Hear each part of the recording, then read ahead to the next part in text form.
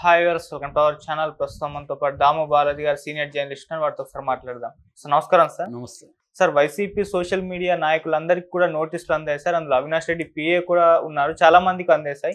So వాళ్ళు దీనికి కౌంటర్గా అటు టీడీపీ సోషల్ మీడియా హ్యాండిల్స్ వాళ్ళపైన కూడా కేసులు నమోదు చేస్తున్నారు. ఒక వారైతే సోషల్ మీడియా మధ్య నడుస్తూ ఉంది సార్. మరి ఏం జరిగే అవకాశం ఉంది, మీరేం చెప్తారు సార్ దీనిపైన? ఈరోజు యాక్చువల్గా రెండు పరిణామాలు చోటు చేసుకున్నాయి. ఒకటేమో వైసీపీ సోషల్ మీడియా నాయకులకి కొంతమందికి నోటీసులు వెళ్ళాయి. ముఖ్యంగా అవినాష్ రెడ్డి పిఏ రాఘవరెడ్డి ఆయనకి నోటీసు అందజేశారు. అట్లాగే ప్రజెంటు వైసీపీ సోషల్ మీడియా ఇన్ఛార్జీలు ఉన్న వివేక్ రెడ్డి, అర్జున్ రెడ్డి, వీళ్ళిద్దరికి కూడా అంటే ఈ మధ్యనే అర్జున్ రెడ్డిని, వివేక్ రెడ్డిని సోషల్ మీడియా ఇన్ఛార్జీలుగా జగన్ నియమించాడు. వాళ్ళిద్దరికి కూడా నోటీసులు వెళ్ళాయి. ఈ కారణాలు ఏం చెప్తున్నారంటే వీళ్ళు ముగ్గురు కూడా కొంతమందిని రెచ్చగొడుతున్నట్టుగా అనుమానం ఉంది అని చెప్తున్నారు. అంటే క్లియర్గా వైసీపీ సోషల్ మీడియాని కంప్లీట్గా నాశనం చేయాలి, కంప్లీట్గా దెబ్బ కొట్టాలి, ఇదే ఊపులో వైసీపీ సోషల్ మీడియాని దెబ్బ కొట్టాలి అనేది స్ట్రాటజీ తెలుగుదేశంలో కనిపిస్తుంది. అయితే ఈ రాఘవరెడ్డికి కొత్తగా ఈరోజు నోటీసులు ఇవ్వడం కాదు, గత కొంతకాలంగా రాఘవరెడ్డిని అరెస్ట్ చేయడానికి వాళ్ళ ఇంటికి కూడా వెళ్ళడం, అవినాష్ రెడ్డి కూడా దీనికి వ్యతిరేకంగా మాట్లాడడం, ఇవన్నీ కూడా మనం చూసాం. అయితే ఇప్పుడు అవినాష్ రెడ్డి కూడా బయటకు వచ్చి రాఘవరెడ్డిని ఇలా చేస్తున్నారు, కావాలనే చేస్తున్నారు, ఆయన ఏ తప్పు చేయలేదు, ఆయన పెట్టిన ఏమన్నా పోస్టులు ఉన్నాయా చూపించండి, అవన్నీ కూడా అడుగుతున్నారు. కానీ వాళ్ళు అనుమానితం అనుమానం అంటే ఎవరినైనా అనుమానించవచ్చు కదా, దానిదేముంది. ఇప్పుడు ఎవరినైనా వచ్చి నీ మీద నాకు కోపం ఉంటే నువ్వు అనుమానితుడు అనేసి పెట్టేయచ్చు.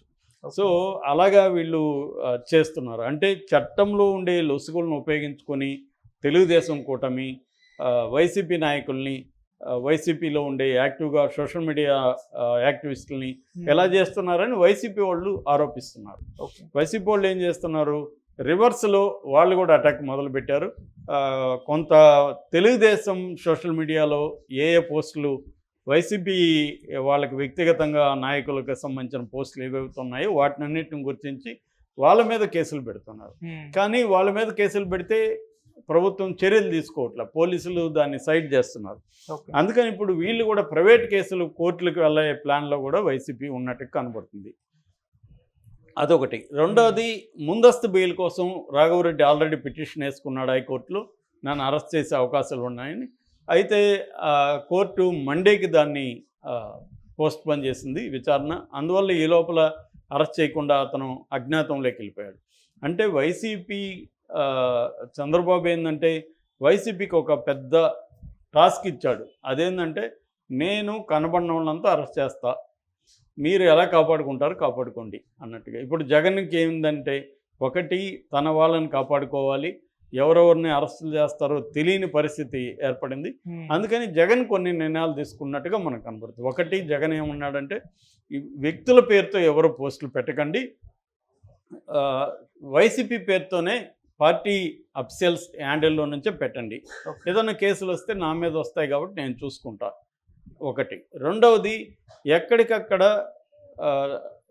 అక్కడున్న లోకల్ నాయకులతో 13 ఉమ్మడి జిల్లాల్లో కొంత టీములను ఏర్పాటు చేసి టాస్క్ ఫోర్స్ పెట్టడం, జిల్లాల వారీగా, ఉమ్మడి జిల్లాల వారీగా టాస్క్ ఫోర్సు, కేంద్రం సెంట్రల్ స్థాయిలో టాస్క్ ఫోర్స్ పెట్టి వీళ్ళు కాంటాక్ట్లో ఉంటారు, వీళ్ళ నెంబర్స్ ఉంటాయి, వీళ్ళకి మీరు ఎవరైనా ఇమీడియట్గా ఫోన్ చేస్తే వాళ్ళు ఇమీడియట్గా లోకల్గా ఇమీడియట్గా పోలీస్ స్టేషన్కి వచ్చేస్తారు, వాళ్ళు పోలీసులతో మాట్లాడతారు అనేది ఒకటి. మూడవది, సెంట్రల్ కమాండ్ కంట్రోల్ ఏర్పాటు చేయాలి. తాడేపల్లిలో సెంట్రల్ కమాండ్ కంట్రోల్ ఏర్పాటు చేసి 24/7 ఆ ఫోన్ నెంబర్లు పనిచేస్తుంటే ఆ ఫోన్ నెంబర్లని జగన్ కూడా మొన్న ప్రదర్శించాడు. అందరూ ఆ ఫోన్ నెంబర్ నోట్ చేసుకోండి, వాళ్ళ ఇళ్లలో వాళ్ళకి ఇవ్వండి, ఎవరికైనా డౌట్ ఉంటే. 24/7 అర్ధరాత్రి ఫోన్ చేసినా కూడా మీకు ఇమీడియట్గా ఇది అవుతుంది. లీగల్ సెల్ని ఫామ్ చేశారు, ఎక్కడికక్కడ ఇది చేయాలి. దీనికి తెలుగుదేశం కౌంటర్గా ఏం చేస్తుంది, లీగల్గా అరెస్టులు చేయరు వాళ్ళు. సడన్గా వచ్చి పోలీసులు అర్లీ మార్నింగ్ 2కో 3కో వచ్చి తలుపులు తట్టి లేదా తలుపులు బద్దలు కొట్టి ఎత్తుకెళ్ళిపోతారు. అంటే మఫ్టీలో వస్తారు, వాళ్ళు పోలీసులా ఇంకెవరో తెలియదు, ఎత్తుకుపోతారు. ఇది ఎప్పటి నుంచో ఉండే వ్యవహారం.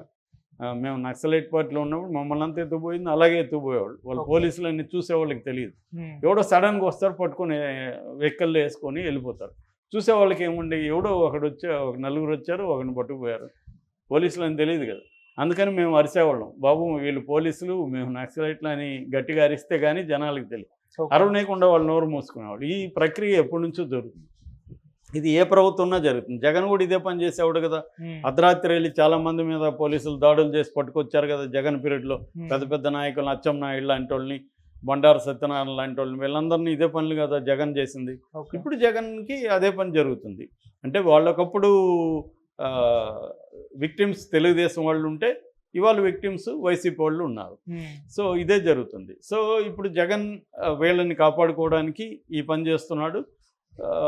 అయితే వీళ్ళు నేను ఇందాక చెప్పినట్టు చంద్రబాబు ప్రభుత్వం పోలీసులు ఏం చేస్తున్నారంటే అర్ధరాత్రి వీళ్ళు ఎత్తుకొని వచ్చేయడం, వాళ్ళని అరెస్టులు చూపిరు, వాళ్ళని ఎక్కడో ప్రైవేట్ గెస్ట్ హౌస్లో అక్కడెక్కడ పెట్టేయడం, కొట్టడం, వాళ్ళని టార్చర్ చేయడం, వాళ్ళ దగ్గర కన్ఫెషన్ రిపోర్ట్ తీసుకోవడం, ఇవన్నీ చేస్తారు. అంటే అరెస్ట్ చూపిస్తే కదా ఇవన్నీ లీగల్ వ్యవహారాలు, అరెస్టే చూపిరు. అప్పుడు పోలీసుల దగ్గరికి వీళ్ళు వెళ్ళి వైసీపీ వాళ్ళ నాయకులు అడిగితే మేము తీసుకురాలేదా. అప్పుడు ఏం చేయాలి, వీళ్ళు హెబియస్ కార్పస్ కోర్టులు వేసుకోవాలి. ఈ హెబియస్ కార్పస్ వేసి కోర్టు విచారించి ఇవన్నీ టైం పడుతుందిగా, ఒక వారం 10 రోజులు. ఈ లోపల వీళ్ళని చెత్త కొట్టేసి పంపించవచ్చు, భయపెట్టి భయభ్రాంతం చేసి. ఇది జరుగుతుంది చాలా చోట్ల. తెలుగుదేశం వాళ్ళు ఏం చేస్తున్నారంటే పోలీసులను ఉపయోగించి ఈ పని చేస్తున్నారు. ఇదే పని వైసీపీ కూడా గతంలో జగన్ కూడా ఇదే పని చేశాడు. సాక్షాత్తు ఆయన రఘురామకృష్ణరాజే నన్ను చెత్తగొట్టారు, ఈ వీడియో అంతా చూపిస్తే జగన్ అక్కడ ఎంజాయ్ చేస్తాడు, ఇదంతా చెప్పాడు. ఆయన చెప్పింది నిజమా కాదో మనకు తెలియదు, కానీ పాజిబుల్లా కాదని చెప్పచ్చు. ఖచ్చితంగా పాజిబులే. ఎందుకంటే పోలీసులు ఎక్కువ చేసేది టార్చర్ చేయడం అనేది పోలీసుల మెథడ్స్. మనం జై భీమ్లో క్లియర్గా సినిమాలో చూపించారు. అది కూడా జస్టిస్ చంద్రు బయోగ్రఫీ ఆధారంగా తీసింది. అది కూడా రియల్ స్టోరీని. ఎందుకంటే పోలీసులు కొట్టేది ఎవరిని, బలహీన సెక్షన్లు ఎక్కువ కొడతారు, బలమైన వాళ్ళని కొట్టరు. ఇప్పుడు సజ్జల భార్గవ రెడ్డిని కొడతారా అలాగంటే డౌటే పోలీసులు. ఎందుకంటే పోలీసులకు కూడా భయం ఉంటుంది, రేపొద్దున వీళ్ళు అధికారంలోకి వస్తారేమో అని. కాబట్టి పేదలు మామూలు వాళ్ళని ఎక్కువగా పోలీసులు చిత్రహింసలు పెడతారు, వాళ్ళకి బలం ఉండదు. కాబట్టి జగన్ని తీసుకుపోయి కొట్టగలరా వీళ్ళు? కొట్టలేరు. అలాగే జగన్ ఉన్నప్పుడు లోకేష్ను చంద్రబాబును కొట్టగలరా? కొట్టరు. అప్పుడు ఏంటంటే న్యాయస్థానాలు అందరూ కూడా హక్కులు ఇవన్నీ మాట్లాడతాయి.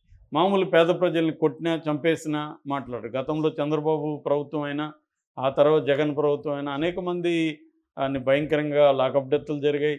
ఇక్కడ కూడా రేవంత్ రెడ్డి పీరియడ్లో కూడా లాకప్ డెత్తులు జరిగాయి. మనం కూడా 2-3 మాట్లాడుకున్నాం. ఇది పోలీస్ వైలెన్స్ అనేది బలంగానే ఉంటుంది ఎక్కడ చూసినా. అది రాజకీయ ఒత్తిడి వల్లే పోలీసులు కూడా ఎక్కువ చేస్తారు. మామూలుగా పోలీసులు కనబడిన ఉన్నంత కొట్టాలనో చంపాలని అనుకోరు, వాళ్ళు ప్రెజర్ ఉండదు. జేబీఎంలో కూడా ఈ పాయింట్ బలంగా చూపించారు. రాజకీయ నాయకుల ప్రెజర్ ఉండడం వల్ల ఆ ఒత్తిడిని తట్టుకోవడానికి వీళ్ళేం చేస్తారు, వాళ్ళ మీద ఉపయోగిస్తారు. అందుకని జైళ్ళల్లో కానీ పోలీస్ స్టేషన్లో పేదలు, ముఖ్యంగా దళితులు, బీసీలు, ఎస్టీలు, వీళ్ళ పాపులేషన్ ఎక్కువ ఉంటుంది. ఫర్ ఎగ్జాంపుల్ మనకు ఆదివాసీలు మొత్తం పాపులేషన్లో 8% ఉంటే జైళ్ళల్లో ఖైదీలలో 20% ఆదివాసీలే ఉంటారు. ఎందుకు? వాళ్ళకి బెయిల్ అప్లై చేయాలంటే తెలియదు, కోర్టుకి డబ్బులు కట్టలేరు, లాయర్లకి డబ్బులు కట్టలేరు, వాళ్ళకి ఆ స్తోమత ఉండదు. కాబట్టి వాళ్ళు అలా పడి ఉంటారు. వాళ్ళకి నేరం నిరూపితం కాకపోయినా అలాగ ఉంటారు. నేను జైల్లో ఉన్నప్పుడు 19 మంది యానాదులు 4 ఏళ్ళుగా ముద్దాయిలుగా 4 ఏళ్ళుగా నేను వచ్చేసేసరికి కూడా వాళ్ళు ఉన్నారు. మళ్ళీ ఎన్ని రోజులు ఉన్నారు తెలియదు. 4 ఏళ్ళు వాళ్ళు ఉన్నారు. అంటే అర్థం ఏంటి? వాళ్ళు నేరం చేయలేదు, నేరం చేశారో లేదో ప్రూవ్ కాలేదు, ఓన్లీ నేరం చేశారని ఆరోపించబడిన వ్యక్తులు. అదే డబ్బున్నవాడు అంటే ఏం చేస్తాడు, అడ్వకేట్లను పెట్టుకొని వాడు బయటికి వచ్చేస్తాడు త్వరగా. వీళ్ళైతే అలా రాలేరు. ఇది మన క్రిమినల్ జస్టిస్ సిస్టంలో ఉండే criminal nature of the justice system. So అలాగా ఇప్పుడు వైసీపీలో కూడా సఫర్ అవుతుండేది ఎవరు? మామూలు పేదలు. కొంత డబ్బు ఉండేవాళ్ళు, కొంత పరపతి ఉండేవాళ్ళు మేనేజ్ చేసుకుంటారు. సజ్జల భార్గవ రెడ్డి లాంటి వాళ్ళు, వాళ్ళకి అన్నీ ఉంటాయి. కాబట్టి ఇక్కడ కూడా మళ్ళీ సఫర్ అయ్యేది సామాన్య ప్రజలే. అంటే ఇది ఒక వార్ లాగా జరుగుతుంది ఇద్దరి మధ్య.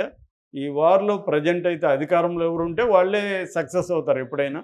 అయితే అంతిమంగా ప్రజల్లో కూడా బ్యాడ్ నేమ్ వచ్చే స్థాయికి ఇది వెళ్తుందా? చంద్రబాబు అంతవరకు అలో చేస్తాడా? పవన్ కళ్యాణ్ అంతటి వరకు ప్రెజర్, ఎందుకంటే పవన్ కళ్యాణ్ ప్రెజర్ వల్లే ఇది జరుగుతుందని ఇప్పుడు అంతా నమ్ముతున్నారు. సో కాబట్టి మరి ఎక్కడి వరకు వెళ్తుంది, దీన్ని జగన్ ఏ స్థాయిలో ఎదుర్కొంటారు?